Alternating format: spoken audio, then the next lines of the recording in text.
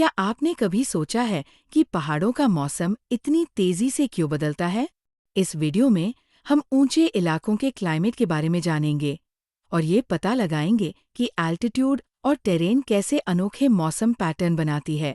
हिमालय की बर्फ से ढकी चोटियों से लेकर शुष्क तिब्बती प्लेटो तक, जाने की ऊंचाई किस तरह क्लाइमेट और वेजिटेशन को आकार देती है, जिसे केवल लैटिट्यूड से नहीं समझा जा सकता। इन विविध इकोसिस्टम्स के रहस्यों को जानने के लिए बने रहें। चैनल पर आपका फिर से स्वागत है। आज हम आपको सचमुच ऊपर की ओर ले जा रहे हैं। हम हाईलैंड क्लाइमेट की खोज कर रहे हैं और ये भी कि वे पृथ्वी पर सबसे विविध और आकर्षक वातावरण क्यों हैं। रॉकीज की ठंडी चोटियों से लेकर ऊंचे एंड्स और हिमालय के पार पर्वतीय जलवायु बताती है कि ऊंचाई किस तरह नाटकीय रूप से क्लाइमेट को आकार दे सकती है। तो चलिए इसके बारे में जानते हैं। सबसे पहले, हाईलैंड क्लाइमेट वास्तव में क्या है? Highland climate Koppen climate classification में एक विशेष कैटेगरी है, जिसे कैपिटल H से दर्शाया जाता है। ये क्लाइमेट पहाड़ी क्षेत्रों में पाई जाती है और आसपास की लॉलैंड की जलवायु से अलग होती है। अन्य कोपेन रीजन्स के विपरीत, जो रिलेटिवली समान क्षेत्रों में फैले हुए हैं, हाईलैंड क्लाइमेट की विशेषता ये है कि इस क्लाइमेट कैटेगरी में कम दूरी पर टेम्परेचर, रेनफॉल और वेजिटेशन में तेज बदलाव देखा जाता है। बहुत कम दूरी पर भी क्लाइमेट तेजी से बदल सकती है। यही कारण है कि आपको विश्व जलवायु मानचित्र पर हाईलैंड क्लाइमेट नहीं मिलेगा। यह एक क्षेत्र से ज्यादा मोज़ेक जैसा है, जो बहुत सारे क्लाइमेट्स का मिश्रण है। ये climate Rockies, Sierra Nevada, Andes, Himalayas और एथियोपियन हाईलैंड्स, एटलास माउंटेन्स जैसे पर्वतों में पाई जाती है। तो क्या है जो हाईलैंड क्लाइमेट को इतना अद्भुत बनाता है? सबसे पहले और सबसे महत्वपूर्ण, ऊंचाई या एल्टीट्यूड के साथ टेम्परेचर कम होता है। हर 300 मीटर लगभग 1 फीट पर चढ़ने पर तापमान में लगभग उतनी ही गिरावट आती है जितनी 300 किलोमीटर पोल्स की ओर यात्रा करने पर आती है। इसका मतलब है कि पहाड़ पर चढ़ने से कुछ ही घंटों में रेगिस्तान से टंड्रा तक की यात्रा का अनुभव किया जा सकता है। एरिज़ोना, फीनिक्स रेगिस्तान में 338 मीटर की ऊंचाई पर स्थित है, जहां समर में एवरेज टेम्परेचर 34 डिग्री सेल्सियस रहता है। उत्तर की ओर बढ़े तो 2100 मीटर की ऊंचाई पर स्थित फ्लैगस्टाफ में आपको 19 डिग्री सेल्सियस का ठंडा तापमान मिलेगा, यानी पूरे 15 डिग्री सेल्सियस का अंतर। आश्चर्यजनक बात यह है कि इन दोनों जगह का सीजन साइकिल काफी हद तक समान है। अब बात करते हैं वर्षा की।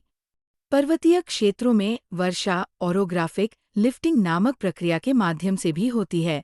नम हवा पर्वतों की स्लोप के साथ ऊपर उठती है और ठंडी हो जाती है, जिससे ये कॉन्डेंसेशन की परिप्रक्रिया होती है और वर्षा होती है। इसका एक शानदार उदाहरण हिमालय माउंटेन से है। पर्वत श्रेणी के सदर्न और विंडवर्ड साइड वाले हिस्से इंडियन सबकॉन्टिनेंट की तरफ है। गर्मियों के मॉनसून के दौरान तीव्र वर्षा होती है। जैसे ही मॉनसूनल नम हवा को हिमालय की कांटेक्ट में आने से ऊपर उठती है और ये ढलानों पर भारी बारिश और बर्फ लाती है।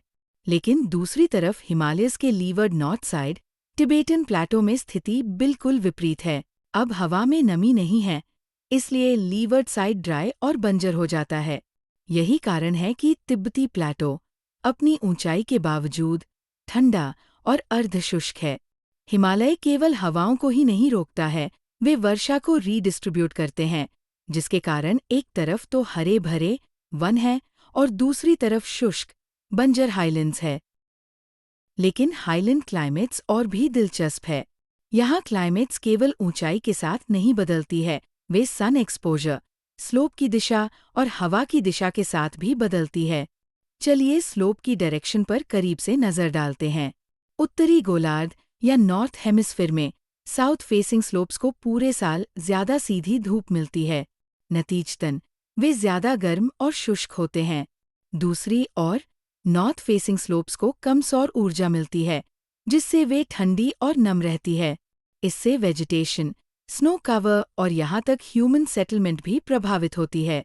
आइए इसे स्विट्जरलैंड के एल्प्स के उदाहरण से बेहतर तरीके से समझें। रोने वैली के ऊपर साउथ फेसिंग स्लोप वाले क्षेत्र अंगूर के बागों, चेस्टनट पेड़ों और धूप वाले एल्पाइन विलेजेस के लिए जाने जाते हैं, जो कृषि और पर्यटन के लिए उपयुक्त है। लेकिन घाटी के दूसरी तरफ नॉर्थ फेसिंग स्लोप्स वाले क्षेत्र दिन के अधिकांश समय छायादार और ठंडे रहते हैं। यहाँ आपको घने कॉनिफर्स जंगल, लंबे समय तक चलने वाली बर्फ और कम कृषि भूमि मिलने की अधिक संभावना है।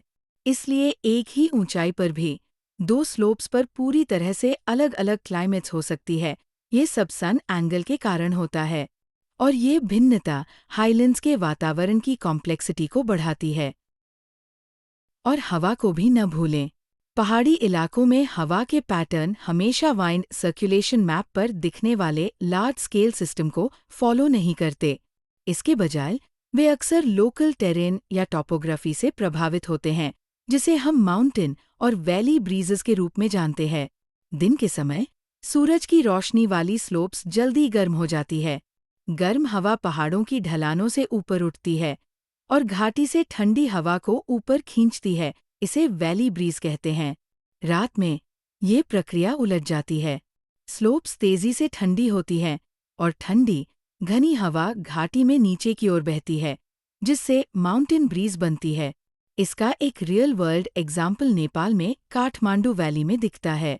हिमालय की फुटहिल से घिरी इस वैली में गर्म दोपहरों के दौरान, खासतौर पर गर्मियों में, प्रतिदिन ऊपर की ओर हवाएं चलती हैं और वैली में ठंडी हवा लाती हैं और सुबह के समय जमा होने वाले वायु प्रदूषण को फैलाने में मदद करती है। इसके विपरीत रात में माउंटेन ब्रीज ठंडी हवा को नीचे की ओर ले जाती है, जिससे अक्सर टेम्परेचर इन्वर्शन होता है, जो वैली में कोहरा या फॉग लाता है। ये दैनिक वाइंड साइकिल महत्वहीन लग सकता है, लेकिन यह लोकल क्लाइमेट और एयर क्वालिटी में महत्वपूर्ण भूमिका निभाता है। और ये एक और कारण है कि हाईलैंड मौसम इतना परिवर्तनशील क्यों है।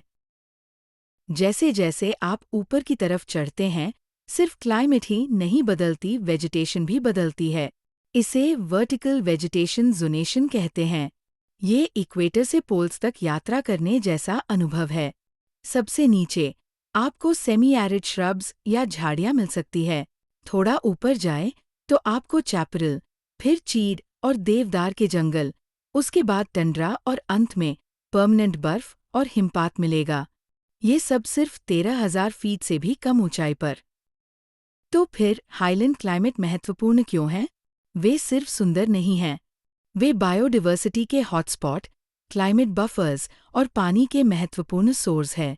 साथ ही वे वैज्ञानिकों के लिए एक नेचुरल प्रयोगशाला है, जो बताती है कि कम दूरी में तापमान, हवा और सूरज की रोशनी कैसे एक दूसरे से संबंधित है। और याद रखें, एल्टीट्यूड उतनी ही मायने रखती है जितनी लैटिट्यूड। यही कारण है कि आप ट्रॉपिकल क्षेत्रों में पोलर क्लाइमेट पा सकते हैं, अगर आप बस पर्याप्त ऊंचाई पर जाए।